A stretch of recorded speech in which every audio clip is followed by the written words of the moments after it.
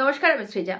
সাম্প্রতিককালে আমার প্রতিটা ফেসবুক পোস্টে এসে চাড্ডিরা একটা পেপার মানে একটা বিজ্ঞাপন আর কি সেটা পোস্ট করে যাচ্ছে। কি সেই পেপার বা কি সেই বিজ্ঞাপন? সেটা হচ্ছে যে গণশক্তির একটা পেপার। সেই গণশক্তির পেপারে মোদির মুখওয়ালা মানে প্রধানমন্ত্রী নরেন্দ্র মোদির মুখওয়ালা একটা বিজ্ঞাপন, সেটা ওরা পেস্ট করে দিয়ে যাচ্ছে মানে প্রতিটা পোস্টের কমেন্ট সেকশনে।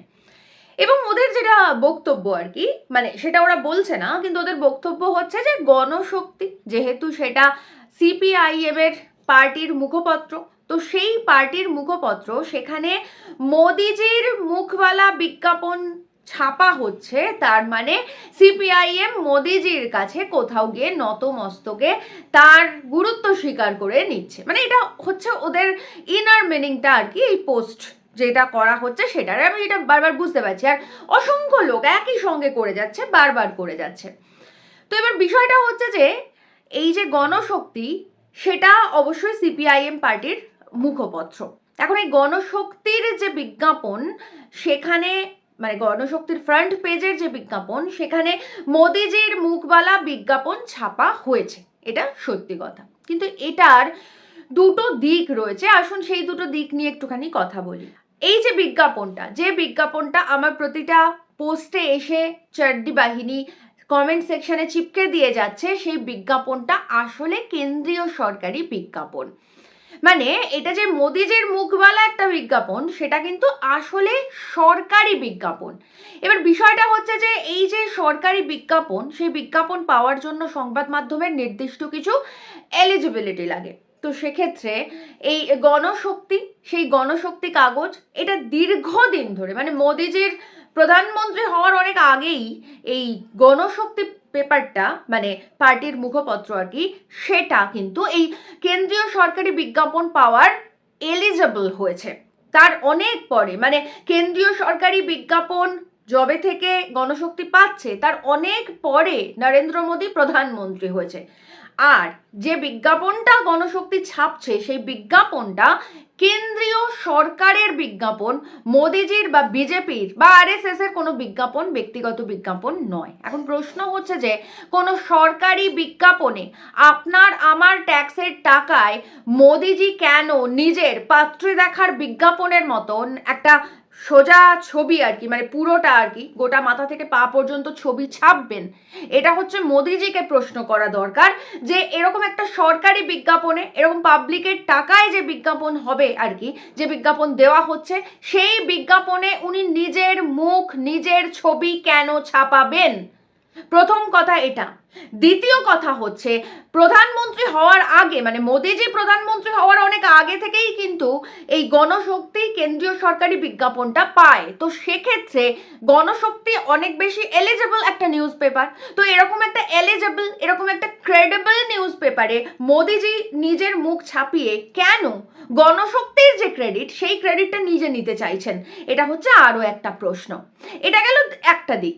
এর পরের আরেকটা গুরুত্বপূর্ণ বিষয় হচ্ছে যে গণশক্তি সিপিআইএম পার্টির মুখপত্র, সেটা তো আপনারা সকলেই জানেন আর আমিও বললাম। এখন বিষয়টা হচ্ছে যে এখন এই সিপিআইএম দলটা তারা কিন্তু এই কয়লা, গরু, বালি এগুলো পাচার করে না, মানে এগুলো থেকে কোনো টাকা আসে না তাদের, এমনকি বিফও রপ্তানি করে না, এমনকি চাকরি চুরিও কখনো করেনি। আর তার সঙ্গে মোদি মমতা যেভাবে ইলেকটোরাল বন্ডে পয়সা নিয়েছে সেই পয়সাও তারা কখনো নেয়নি। এখন প্রশ্নটা হচ্ছে যে এই যে গণশক্তি, এই যে নিউজ পেপার, এই নিউজ পেপারটা পার্টির মুখপত্র হলেও তাকে কিন্তু বাজার অর্থনীতির মধ্যে দিয়েই চালাতে হয়। মানে ধরুন এই প্রিন্টিং, সেই খরচটা চালাতে হয়। এই যে বিভিন্ন জায়গায় যেতে গেলে যে নিউজটা সংগ্রহ করতে হয় তার জন্য একটা গাড়ি লাগে, তার জন্য সেই গাড়ির পেট্রোল লাগে, এই সমস্ত খরচ কিন্তু গণশক্তিকে চালাতে হয়। তার থেকেও গুরুত্বপূর্ণ হচ্ছে যে এই যে গণশক্তিতে যারা চাকরি করেন মানে এই সংবাদ মাধ্যমে যারা চাকরি করেন, সেটা ডেস্ক এডিটর হতে পারে, সেটা ফিল্ড সাংবাদিক হতে পারে বা ক্যামেরা পার্সন হতে পারেন, মানে যারাই, বা প্রিন্টিং যারা করছেন, লাস্ট লেআউটটা যারা ছাড়ছেন, এই যারা চাকরি করছেন তাদের 24 ঘন্টার মধ্যে 8 ঘন্টা মতন তারা গণশক্তিকে দিচ্ছেন। তো তাদেরও এই গণশক্তিকে নিজস্ব এবিলিটির মধ্যে থেকেই কিছুটা পরিমাণ সাম্মানিক দিতে হয়। তো এখন প্রশ্ন হচ্ছে যে এই সমস্ত টাকাগুলো কোথা থেকে আসবে। এটা যদি সুদীপ্ত সেনের সারদার টাকা হতো তাহলে টাকার কোনো চিন্তা করতে হতো না। এটা যদি সুভাষ গোয়েলের জি 24 ঘন্টা হতো তাহলে টাকার চিন্তা করতে হতো না। এটা যদি অভিষেক ব্যানার্জির উকিলের এই সময় পত্রিকা হতো তাহলেও টাকার চিন্তা করতে হতো না, এবং অসংখ্য যা যা রয়েছে আর কি সেগুলো হলে তো টাকার চিন্তা করতে হতো না। যদি সিপিআইএম ইলেকটোরাল বন্ড নিত তাহলে টাকার চিন্তা করতে হতো না। যদি সিপিআইএম কয়লা, গরু, বালি এই সমস্ত কিছু পাচার করতো তাহলে টাকার চিন্তা করতে হতো না। যদি বিপ পাচার করতো তাহলেও টাকার চিন্তা করতে হতো না। আর এই কোনোটাই যেহেতু তারা করে না, তাই সেক্ষেত্রে বাজার অর্থনীতির মধ্যে থেকে সংগ্রাম করে একটা সংবাদপত্রকে টিকে থাকার জন্য তাকে সরকারি বিজ্ঞাপন নিতে হবে। এবং তার থেকেও গুরুত্বপূর্ণ হচ্ছে যে একটা সরকারি বিজ্ঞাপন পাওয়া মানে বুঝতে হবে সেই পেপারটার সার্কুলেশন আছে, সেই পেপারটা মানুষ পড়ে। যদি মানুষ না পড়তো, যদি সার্কুলেশন না থাকতো, তাহলে তারা এই সরকারি বিজ্ঞাপনের জন্য এলিজিবলই হতো না। সেক্ষেত্রে এরকম একটা এলিজিবল সংবাদপত্র যারা নরেন্দ্র মোদী প্রধানমন্ত্রী হওয়ার অনেক আগে থেকেই এই বিজ্ঞাপন পাওয়ার যোগ্য হয়েছে, তাদের সেই ক্রেডিটটা প্রধানমন্ত্রী নরেন্দ্র মোদী নিজের ছবি ছাপিয়ে কেড়ে নিতে চাইছেন।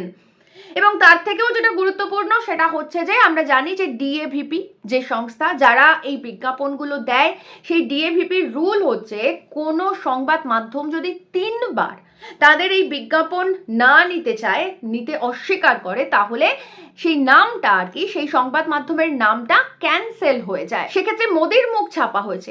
এই কারণের জন্য যদি গণশক্তি সেই বিজ্ঞাপন নিতে অস্বীকার করে তাহলে 3বার এই বিজ্ঞাপন ক্যান্সেল করে দিলে তাহলে কিন্তু আজীবনের মতন এই সরকারি বিজ্ঞাপনটা চলে যাবে গণশক্তির হাত থেকে। এখন বিষয়টা হচ্ছে যে নরেন্দ্র মোদী আজীবন প্রধানমন্ত্রী থাকবে না, নরেন্দ্র মোদীর জায়গায় অন্য কেউ আসবেন।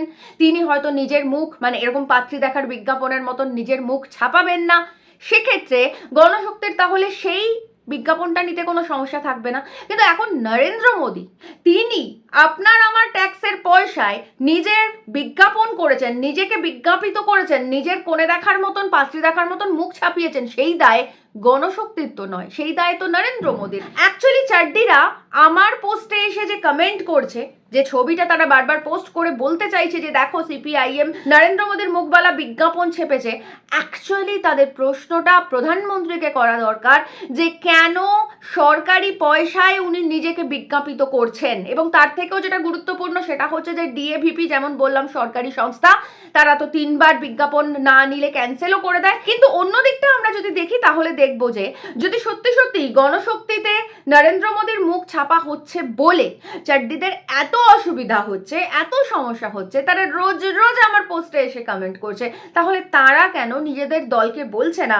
যে ডিএভিপিকে বলে গণশক্তিকে যে বিজ্ঞাপন দেওয়া হচ্ছে সেই বিজ্ঞাপনটা ক্যান্সেল করে দিক, তাহলেই তো মিটে গেল। গণশক্তি যখন কেন্দ্রীয় সরকারি বিজ্ঞাপন পেতে এলিজিবল হয়েছে তাহলে তারা তো অবশ্যই নেবে।